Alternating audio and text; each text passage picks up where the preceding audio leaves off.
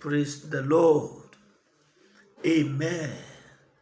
Mo kí gbogbo àwa olólùfẹ́ wa nínú ètò tábìlì oníwàásù. Episode ẹlẹ́ẹ̀kẹfà la fẹ́ ṣe lónìí. Yóò dára fún wa.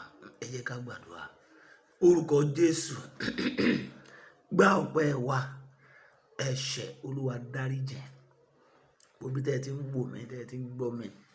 Ìwàláyé Ọlọ́run kó darapọ̀ mọ́ yín. Ọwọ́ ọ̀tá kó gbiná dànù. Agbára jíǹde Jésù kó wọnú yín. Gbogbo ìtẹ́ àbá òkùnkùn lórí yín kó máa dasán báyìí. Bẹ́ẹ̀ ni yóò ṣe rí. Ọ̀rọ̀ tó ní ọlájú ní ìtumọ̀.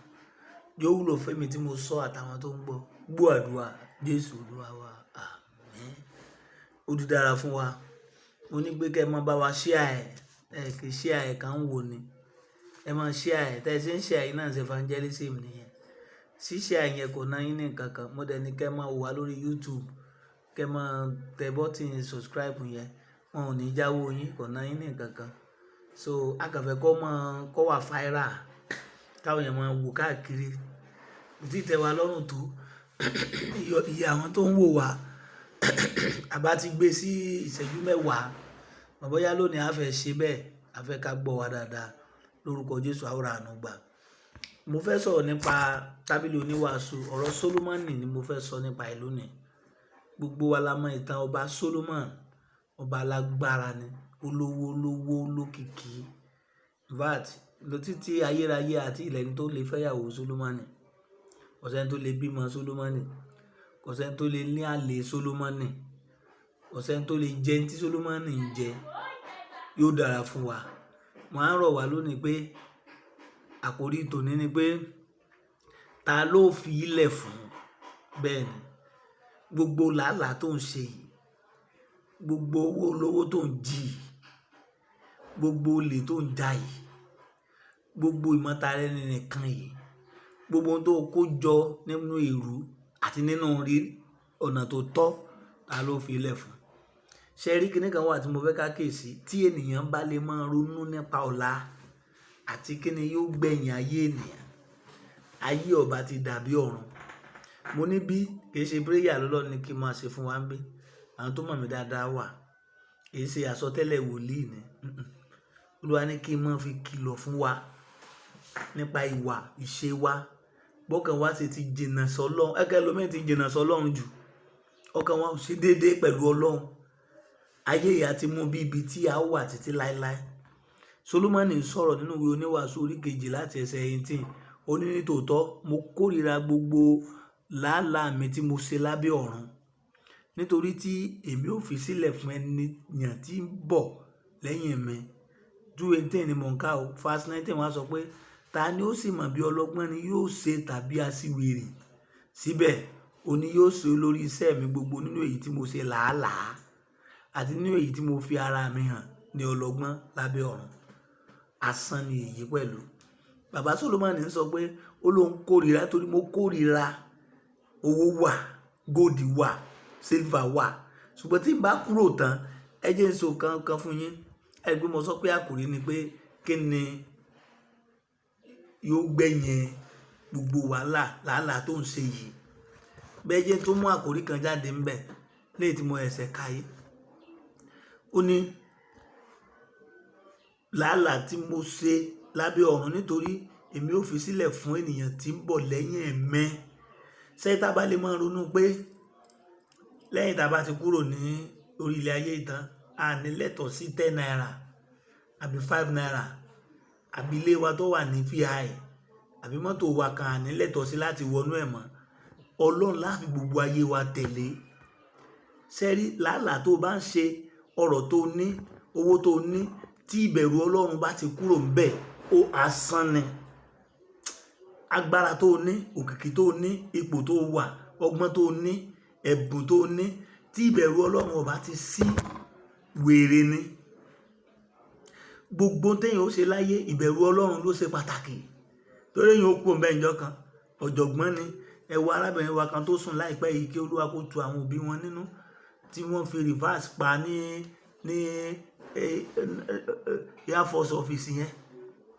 ẹ wò bí wọ́n ṣe ròyìn ọmọ kékeré 24 years tó ti parí gbogbo òwe tó ti dẹni tó ń gbé bàálù fò. Wọ́n tó wá ní first female combatant flight tó ń gbé bàálù fò tó jẹ́ obìnrin àkọ́kọ́. Ọjọ́ mélòó ló fi gba oyè àtàgbàrà yìí ó ti lọ, tó lè padà tún rí ògo yẹn mọ́. Ẹni tí mò ń sọ fún wa gan nìyẹn. Mi mọ̀ bí àwa ènìyàn ṣe ń ronú. Kí ni yóò gbẹ̀yìn gbogbo nǹkan tó rò pé ó ń ṣe? Ta ni yóò lò kàn? Ọgbọ́n wo ló ń dá sí ilé ayé rẹ? Báwo ló ṣe ń gbé? Sínú ẹ̀ṣẹ̀ ni? Sínú ìgbé ayé mímọ́ ni? Sínú ìgbé ayé àìmọ́ ni? Gbogbo tó wù kéèyàn ṣe láyé yìí, ta ló ń ṣe fún? Ó máa dára fún ọ bó ṣe ń gbọ́ mi. Yí padà, kó ronú pìwàdà, kó tọrọ pé Olúwa dáríjì mi. Ìwé orin Dáfídì 39 verse 6. Nítòótọ́ ni ènìyàn ti ń rìn káàkiri gẹ́gẹ́ bí òjìji. Nítòótọ́ ni wọ́n yọ ara wọn lẹ́nu ní asán. Ó ń kó ọrọ̀ jọ, kò sì mẹ́ni tí yóò kó wọn lọ. I'm very sorry bí mo ṣe kábẹ̀ yẹn o. Ó ní nítòótọ́ ni ènìyàn rìn káàkiri gẹ́gẹ́ bí òjìji. Nítòótọ́ ni wọ́n yọ ara wọn lẹ́nu ní asán.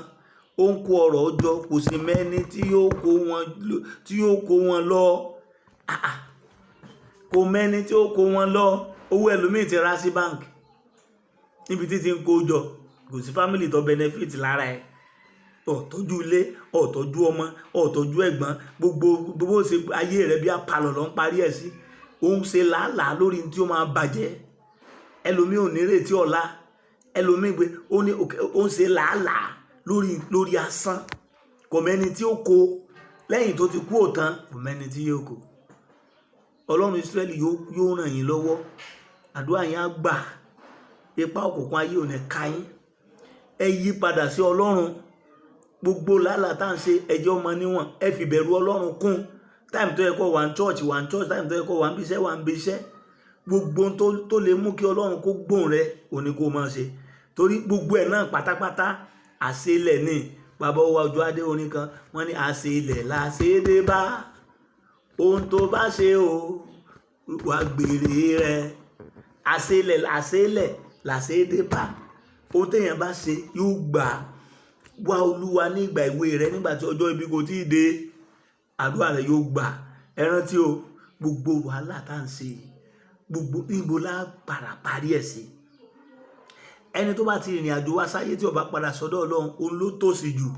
Torí ilé fíya ẹ̀, mọ́tò 75 million, gbogbo tẹ́ ẹ rà, ilé tẹ́ ẹ kọ́ sí Mọ̀gòdò, ilé tẹ́ ẹ kọ́ sí Banana Island, ọkọ̀ òfurufú tẹ́ ẹ lò tẹ́ ẹ ń fò lókè. Pastor, prophet, ẹ̀yin ọlọ́rọ̀, ẹ̀yin multi-billionaire wa, ẹ filẹ̀ ìjọ kan, wọ́n sì sin yín bí ajá. Wọ́n bá lọ ra pósí 20 million fún yín asán náà ní. Ẹ ò padà sọ́dọ̀ Ọlọ́run. Ìrètí ìwàásù mi ni yóò dára fún yín. Ẹ padà sọ́dọ̀ Ọlọ́run. Ẹni tó dá yín nìyẹn. Ẹ fi tọkàntọkàn sìn. Ọdún ẹ lẹ́ padà sí. Ẹ fẹ́ o, ẹ kọ̀ o, ẹ lágbára o. Ẹ bá lọ fi ajá sọ́lé. Bó bá wù yín kẹ́ ẹ gba gbogbo àwọn àmì kan máa sọ iwájú ìta yín. Ikú ò ní gbẹ excuse kó tó pa yín. Tó bá wù yín kẹ́ ẹ lọ kó gbogbo àwọn Air Force kan wà lẹ́nu ọ̀nà yín. Ikú ò ní gbẹ. Bó bá wù yín ẹ lọ. Ebi ní ìsìn coronavirus ti jẹ́ kó kálukú máa tọ́jú ara rẹ̀ country rẹ̀. Tára yín ọba ti yẹ jẹ́ kí wọ́n gbọ́ yín lábẹ́ ilẹ̀ lọ tọ́jú. Tó bá jẹ́ kú ló dé ẹ̀ lè bọ́ o. Yóò dára fún yín. Tábìlì oníwàásù, orúkọ mi Paul Ọláìwọlá ni kò change. Àdúrà yín ó gbà. Mo sì ń bá yín sọ̀rọ̀ bí a ti rán mi sí yín. Ọ̀nà ọ̀la fún yín. Ìjọ For God Gospel Prayer Ministry lórúkọ ìjọ wa ní Ìbàdàn. Àwọn tó bá fẹ́ gbọ́ bóyá counseling, ẹ fẹ́ pè mí fún mọ̀ràn kan, ẹ lè pè mí sí 08033934124. Àdúrà yín á gbà. Ẹ̀yin yẹn máa bá mi share fídíò yìí. Kẹta aláfilẹ̀ fún oníwàásù orí kejì ẹsẹ̀ kejìdínlógún, Excellentia 2:18. Nítòótọ́ mo kórìíra làálàá mi tí mo ṣe lábẹ́ ọ̀run, nítorí tí èmi ò fi sílẹ̀ fún ẹni tí ń bọ̀, tí mọ̀ ẹnìkan ń bọ̀ ó fi sílẹ̀ fún. Àdúrà rẹ yóò gbà. ọ̀nà yóò là fún ọ, wà á ṣe rere, ipò ọ̀tá ò ní ká ọ. Ìrìn àjò ayé yìí bó ṣe ń rìn yìí ò ní padà sọ́run àpáàdì. Olúwa yóò rán ọ̀rọ̀ rẹ̀, yóò mú ọ lára dá. Olúwa yóò dẹ̀ ṣe ọ níyè. Àlàáfíà ni fún ọ. Bó ti ń wò fún ẹlòmíì wò, yóò dẹ̀ dára fún ọ. God bless you. Next week by this time, it shall be well with you. Thank you very much. It is well.